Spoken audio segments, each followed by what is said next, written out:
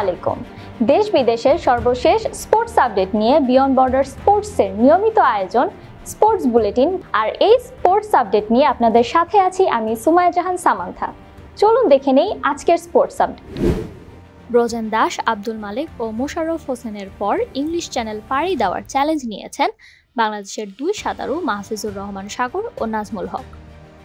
৩ যুগ পর English channel পাড়ি দেওয়ার চেষ্টা করছে বাংলাদেশের এই দুই সাঁতারু। বৈরী আবহাওয়ার কারণে বেশ কয়েকবারই তাদের স্লটে পরিবর্তন এসেছে। প্রচারকারী প্রতিষ্ঠানের বিরুদ্ধে চুক্তিভঙ্গের অভিযোগ এনে প্রাক মৌসুমে জাপান সফর বাতিল করার ঘোষণা দেয় বার্সেলোনা। তবে ঝামেলা মিটিয়ে আগের অবস্থান থেকে সরে এসেছে তারা। আগামী রবিবার জাপানের ক্লাব ভিসেল কোবের বিপক্ষে প্রাক মৌসুমের প্রীতি ম্যাচ খেলার ঘোষণা দিয়েছে বার্সেলোনা। রাজধানীর উত্তরার দিয়াবাড়িতে মাইলস্টোন স্কুল অ্যান্ড কলেজে যুদ্ধবিমান বিধ্বস্তর ঘটনায় শোকাহত পুরো দেশ। দুর্ঘটনার 5 দিন পেরিয়ে গেলেও বাড়ছে মৃত্যুর সংখ্যা। এই হৃদয় বিদারক ঘটনায় শোক জানিয়েছে বিশ্বের নামকরা ফুটবল ক্লাব ম্যানচেস্টার ইউনাইটেড। চোট সমস্যা পিছুই ছাড়ছে না রিয়াল মাদ্রিদের। গত কয়েক মৌসুম ধরে একের পর এক খেলোয়াড় দীর্ঘ সময়ের জন্য মাঠের বাইরে চলে যাচ্ছেন, যা ক্লাবের জন্য বড় ধরনের কৌশলগত এবং আর্থিক ক্ষতির কারণ হয়ে দাঁড়িয়েছে। এমন অবস্থায় রিয়াল মাদ্রিদ এখন চোট প্রতিরোধে কৃত্রিম বুদ্ধিমত্তা এআই প্রযুক্তির সাহায্য নিচ্ছে।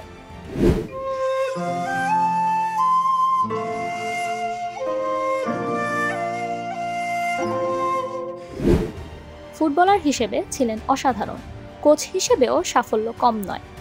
বার্সেলোনার কিংবদন্তি মিডফিল্ডার ও সাবেক কোচ জাভি হার্নান্দেজ সম্প্রতি ভারতের জাতীয় ফুটবল দলের প্রধান কোচ হওয়ার জন্য আবেদন করেছিলেন, কিন্তু অল ইন্ডিয়া ফুটবল ফেডারেশন তাকে কোচ হিসেবে নিয়োগ না দিয়ে ফিরিয়ে দিল। ইতিহাস গড়ে গত বছরের ডিসেম্বরে ওমানে অনূর্ধ্ব-21 হকি বিশ্বকাপ খেলার টিকিট কাটে বাংলাদেশের এই হকি দল। 6 মাসের প্রস্তুতি ক্যাম্প করার কথা থাকলেও তা কমে এখন ক্যাম্প হবে 4 মাসের। প্রস্তুতি ক্যাম্প করার জন্য 45 সদস্যের প্রাথমিক দল ঘোষণা করেছে বাংলাদেশ হকি ফেডারেশন। ক্যাম্পে ডাক পাওয়া খেলোয়াড়দের নিয়ে কাল থেকে শুরু হবে প্রস্তুতি। যুক্তরাষ্ট্রের মেজর লিগ সকারে এক ম্যাচের জন্য নিষিদ্ধ হয়েছেন লিওনেল মেসি ও জর্দি আলবা। MLS অল-স্টার ম্যাচে মেক্সিকোর লিগা এমএক্সের বিপক্ষে খেলেননি এই দুই ইন্টার মায়ামি সতীর্থ। দুজনের কেউ চোটাক্রান্ত না হয়েও ম্যাচ থেকে নিজেদের সরিয়ে নেয় এই নিষেধাজ্ঞায় পড়তে হলো তাদের। দক্ষিণ এশীয় আঞ্চলিক চ্যাম্পিয়নশিপ 2025-এ অংশ নিতে সেরা খেলোয়াড়দের নিয়ে পূর্ণ শক্তির দল পাঠাচ্ছে বাংলাদেশ টেবিল টেনিস ফেডারেশন। 4 জন পুরুষ ও 4 জন নারী খেলোয়াড় নিয়ে গঠিত 8 সদস্যের একটি দল 28 জুলাই রওনা দেবে কাঠমান্ডুর উদ্দেশ্যে।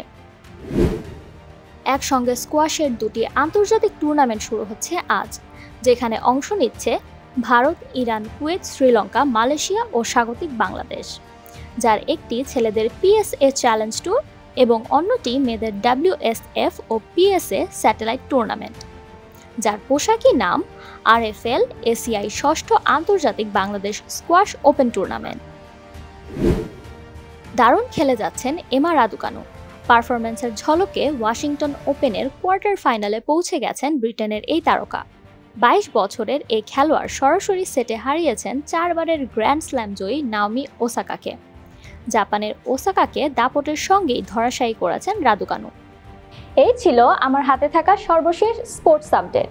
পরবর্তী স্পোর্টস আপডেট দেখার আমন্ত্রণ জানিয়ে বিদায় নিচ্ছি আমি সুমাইয়া জাহান সামান্থা।